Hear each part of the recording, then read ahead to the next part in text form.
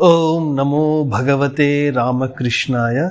सार्थक परिपूर्ण जीवन के लिए महत्वपूर्ण सीख स्वामी जगदात्मानंद जी महाराज जी की महान पुस्तक जीना सीखो से। अध्याय 2। तुम्हारे भीतर अनंत शक्ति छिपी है। मनुष्य की सेवा ही ईश्वर की सेवा है।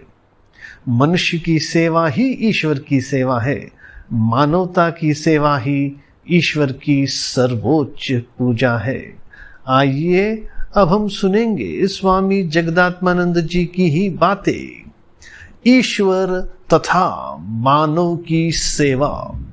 दिव्यत्व में दृढ़ विश्वास से सेवा भाव भी उत्पन्न होता है। दिव्यत्व में दृढ़ विश्वास से सेवा भाव भी उत्पन्न होता है। आज लोग सेवा को महत्व नहीं देते। स्वार्थी एवं दुष्ट लोग हर क्षेत्र को बदनाम कर रहे हैं। ईसा ने कहा कि सड़े हुए फल से किसी वृक्ष का मूल्यांकन मत करो।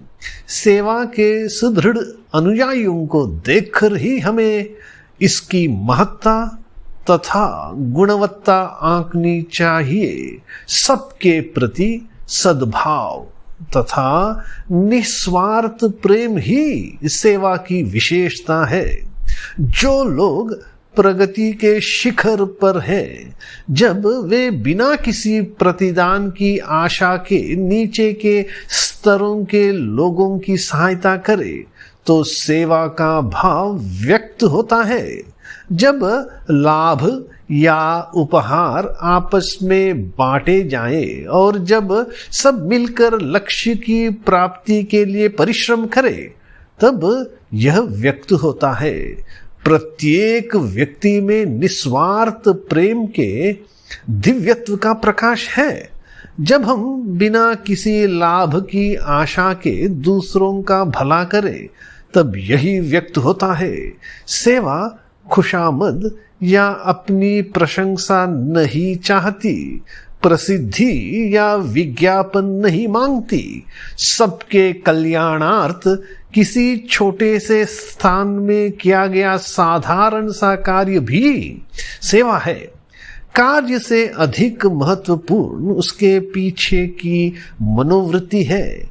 कार्य की विधि और उसका उद्देश्य दोनों महत्वपूर्ण है।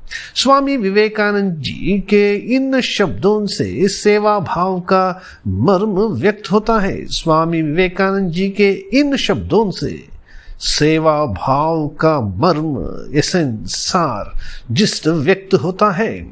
स्वामी विवेकानंद जी कहते हैं, समस्त उपासनाओं का यही सार है कि मनुष्य शुद्ध रहे, पवित्र रहे तथा दूसरों का सदैव भला करे। वह मनुष्य जो शिव को निर्धन, दुर्बल तथा रुग्ण व्यक्ति में भी देखता है, वही सचमुच शिव की उपासना करता है। परंतु यदि वह उन्हें केवल मूर्ति में ही देखता है, तो कहा जा सकता है कि उसकी उपासना अभी नितांत प्रारंभिक ही है। यदि किसी मनुष्य ने किसी एक निर्धन मनुष्य की सेवा शुश्रूषा बिना जाति पाति अथवा ऊंच नीच के भेद भाव के यह विचार कर की है कि उसमें साक्षात शिव विराजमान है, तो शिव उस मनुष्य से दूसरे एक मनुष्य की अपेक्षा, जो कि उन्हें केवल मंदिर में देखता है, अधिक प्रसन्न होंगे। जो व्यक्ति पिता की सेवा करना चाहता है, उसे अपने भाइयों की सेवा सबसे पहले करनी चाहिए। इसी प्रकार जो शिव की सेवा करना चाहता है, उसे उनकी संतान की, विश्व के प्राणी मात्र की पहले सेवा करनी चाहिए। स्वयं में छिपी दिव्यात्मा पर दृढ़ विश्वास विकसित करके उसकी अनुभूति का प्रयास करते हुए हर व्यक्ति लोकहित की इच्छा, धैर्य, आशा, परिश्रम तथा सेवा भाव रूपी गुणों से संपन्न होगा।